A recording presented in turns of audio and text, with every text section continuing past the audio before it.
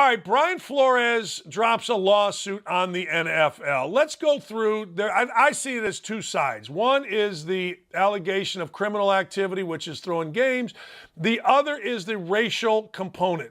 First and foremost, this is a class action lawsuit, Freddie, which means others can join. I have not seen where others have. Can you take us through what a class action lawsuit means? Yes. Now, let me give you a little disclaimer. I mean, I'm a criminal defense attorney, not a civil class action attorney, but I know enough to be dangerous. So before you can call it a true class action, a judge has to certify it as a class. And there's certain elements that comprise that. They have to have, basically they have to be similarly situated plaintiffs. I always have trouble saying that. So you got to have a bunch of plaintiffs that are all in the same boat with like claims. That's called commonality. Another aspect is, can the plaintiff adequately represent all of these people? Do these people have are their claims so similar that the plaintiff is capable of doing this? And there's a third component, which escapes me right now. But anyway, everybody's got to be kind of in the same boat. Then the other thing, there has to be something called numerosity, where you have to have enough people. You can't just have two people that have the same complaint. Generally, there's no set number under federal law, but 40 is kind of the general minimum with these things. So you got to have 40 people or so that are in almost exactly the same position as Brian Flores before it can be certified as a class. But they can join individually, just join. But I don't see it being a true class action.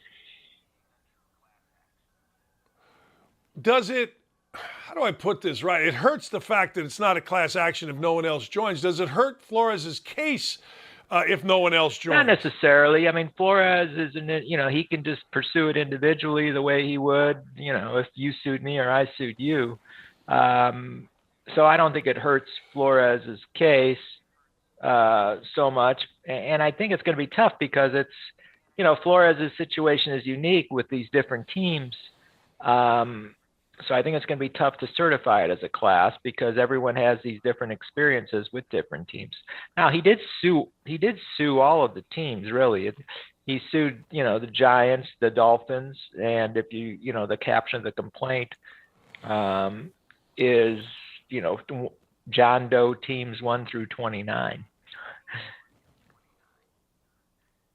So when you look at this, what's the process here? Like, will this see a courtroom? He said he's not going to settle. What from that side of it, from the racial side of it, what's the legal process? What happens? Well, next? Legally, then the defendants, the ones he named at least, they have an opportunity to respond to this complaint.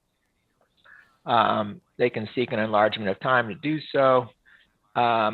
Then the parties engage in what's called discovery, whereby the paper trails, like the text messages that are in that complaint, for example, between Flores and Belichick, any emails, anything like that. And this is where it gets kind of in the weeds when you get deep in discovery, which is why I don't think this case is going to be in trial. Because the NFL is not going to want all this coming out. The NFL is not going to want Bill Belichick being deposed about how he knew what was going on with the Giants and things like that. So I don't see it going to trial. Plus, Flores' disadvantage is he's got the full weight of the NFL and their lawyers and the unlimited resources they have against his lawyers, and the NFL can just flat out outspend them, as well as all these other teams. So he's got an uphill battle. Freddie, that's one side. So the battle with the NFL, so people understand this, the battle with the NFL is about opportunity. How do you prove that? It's tough to prove. Now, personally, I think this whole Rooney Rule is somewhat of a sham. I think they put it in there just to be nice, but it really doesn't have any teeth. So, proving it is going to be tough for Flores. But if things like if you take what he says at face value, well, yeah, you can prove it. But I'm not sure. That's where the response of the other side comes in. The things with Elway, for example. I don't know if it was with Elway or maybe it was the Dolphins, but don't hold me on that. But at one point he said he was treated like an angry black man. Well, that's kind of subjective. That's not objective fact.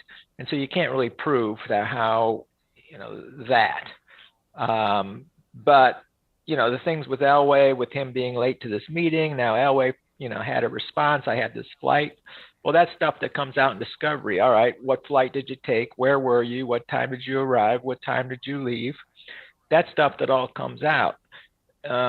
Same with the New York Giants. They responded with kind of a fairly detailed timeline of their hiring process, which somewhat casts doubt on Flores' credibility.